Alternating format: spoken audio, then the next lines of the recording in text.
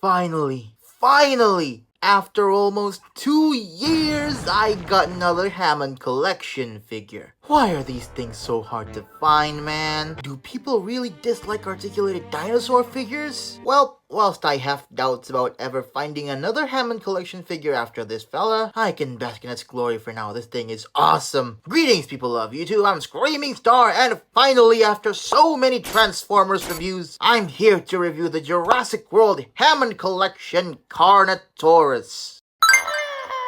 This week, I was originally supposed to review the Iron Factory Lockdown figure, but because I'm an idiot who's garbage at managing time and just keeps on buying new figures, y'all are getting this review instead. And if you are new to this channel, hey, welcome! Hopefully you'll stay for a while. Now, I've technically already explained what the Hammond collection line is in my Ceratosaurus review, but that review is so old that it's honestly not worth watching anymore. So to summarize this toy line, articulated dinosaurs. And humans, but who cares about them? And the CARNOTAURUS itself, do I really need to explain what a CARNOTAURUS is? Would anyone be interested? Big, horny, horned lizard. There, that's all you really need to know. It also lived during the Cretaceous period and probably didn't know how bad Jurassic World Dominion would have turned out. But anyways, I've been looking forward to getting another Hammond collection figure since forever. So when I finally opened this feisty gal out of her box, first of all, out of the box, assembly is required. You just want to plug in this hexagonal peg onto this hexagonal hole.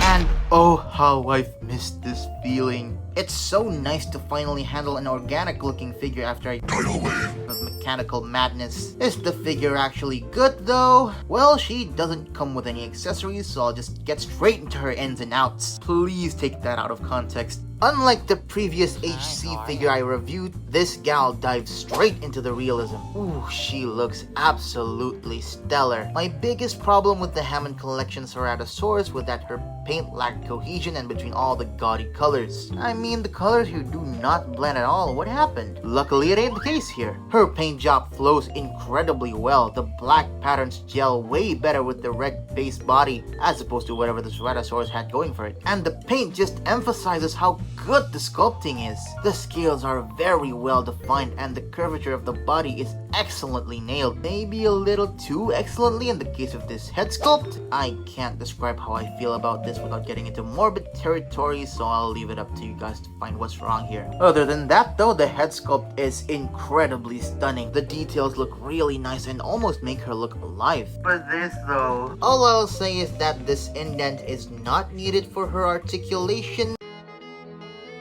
So the fact that it's here is really confusing me. Speaking of which, her top and bottom jaw move in tandem with one another, which is a new addition when compared to the Ceratosaurus figure. I really like this. It's a very satisfying mechanism to watch unfold. Also, check out how clean the teeth are. They're actually separate rubber pieces sandwiched between the roof of the mouth and the actual head sculpt. The final outcome is much better than whatever Bandai is doing with their SH Monster Arts line. Great movie, not so great looking figure. Ball joints on her neck and her head, which altogether can look up that far, down that far, side to side, but no rotation, sadly 0 out of 10. The signature tiny Carno arms can rotate 360 and move 90 degrees outwards. Bend at the elbows, on a weird angle, but whatever. Rotation at her legs, she can't really do the split sadly. Rotation and bend at the knee. Hinge joint at the ankle, ankle swivel, hinge joint at the toe, the toes can pivot, and finally the tail. Ball joint at the base and another one here. And the rest of it is a bendy wire. Not the most expressive tail I've seen, but I'm glad that it's at least posable to a degree. It's very long too, way better proportion than most other Jurassic World figures. So you can probably tell how I feel about this figure, but before your judgment can be fulfilled, let's do some size comparisons. Holy crap, this thing barely fits within my review station. Here's the massive Hammond collection CARNOTAURUS next to Jurassic World Fallen Kingdom Owen Grady, Jurassic World Fallen Kingdom Roarvor's Baryonyx, my only other Hammond collection figure, one that you've probably seen throughout this review, the Hammond collection Ceratosaurus. Comparing her to a regular 6-inch scale figure, we have the Marvel Legends Mr. Knight, and finally, the Jurassic World Fallen Kingdom CARNOTAURUS. One is clearly made for kids while the other is made for an adult collector.